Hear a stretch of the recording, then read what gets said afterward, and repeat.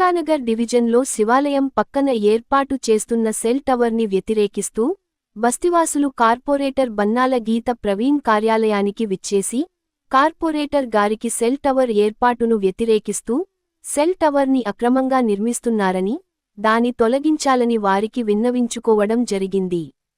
Corporator Gita Praveen స్పందిస్తూ వచ్చిన బస్తీ వాసులతో కలిసి డిప్యూటీ కమిషనర్ ఆంజనేయులు గారిని కలిసి రాతపూర్వకంగా కమిషనర్ గారికి అక్రమంగా నిర్మిస్తున్న సెల్ టవర్ని తొలగించాలని వినతిపత్రం ఇవ్వడం జరిగింది.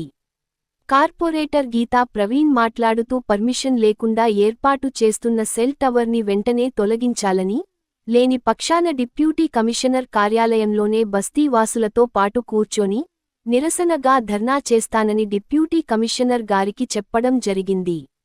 డిప్యూటీ కమిషనర్ ఆంజనేయులు వెంటనే స్పందిస్తూ సెల్ టవర్ నిర్మిస్తున్న వారిని పిలిపించి వారి వద్దనున్న అనుమతి పత్రాలను పరిశీలిస్తానని, టౌన్ ప్లానింగ్ వారికి సెల్ టవర్ నిర్మిస్తున్న భవనం యజమానిని వారి దగ్గర ఉన్న భవన నిర్మాణ పర్మిషన్ పత్రాలను తెప్పించి పరిశీలించాల్సిందిగా ఆదేశించడం జరిగింది.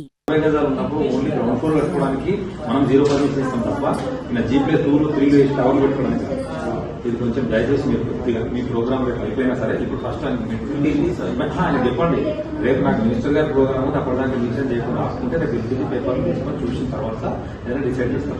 మీరు అనవసరంగా మీరు అప్లై చేస్తే వాళ్ళు కూడా చేస్తారు, అనవసరంగా నాయన ప్రాబ్లమ్ వస్తాయని చెప్పేసి అడ్మిషన్ చెప్పండి. నిజంగా ఆయనకు పర్మిషన్ ఉంది అనుకుంటే మేము కూడా ఏమన్నాం, పర్మిషన్ అన్నది అసలు అథరైజ్ స్ట్రక్చరే లేనప్పుడు పర్మిషన్ ఎక్కడ వస్తుంది. ఇంకోటి అడ్జస్టెంట్ గానే ఇండస్ట్రియల్ ఏరియా అంత పెద్ద ఇండస్ట్రియల్ ఏరియా ఇప్పుడు ఎక్కడ పెట్టుకున్నా పెట్టుకోవచ్చు. ఇళ్ల మధ్యలో వచ్చి ఇక బస్తీలు వచ్చి అన్ని ఇల్లు ఆనుకొని ఉంటాయి 60 గజాలు. రేడియేషన్ వల్ల అనవసరం ఇబ్బంది. ఇంటి కూడా కన్వీన్స్ చేశాను దాసాను ఉన్నాడు ఇప్పుడు అని ఎందుకు 5-6 వేల గురించి గుర్తుపడితే రేపు నీకు కూడా ఇబ్బంది అవుతుంది కదా. ఆ రేడియేషన్ వల్ల అనవసరం ఇబ్బంది పడతావు ఎందుకు అని ఫస్ట్ ఒప్పుకున్నాడు బాగానే. వాడి మధ్యలో ఒప్పుకుంటే ఏమన్నాడు, పైసలు వస్తాయి కదా అన్నాడు, ఏమన్నాడు ఫస్ట్ ఫస్ట్ పర్మిషన్ కాపీ ఈ టవర్ పెట్టుకోవడానికి పర్మిషన్ అంటే కాపీ అడుగుతాము.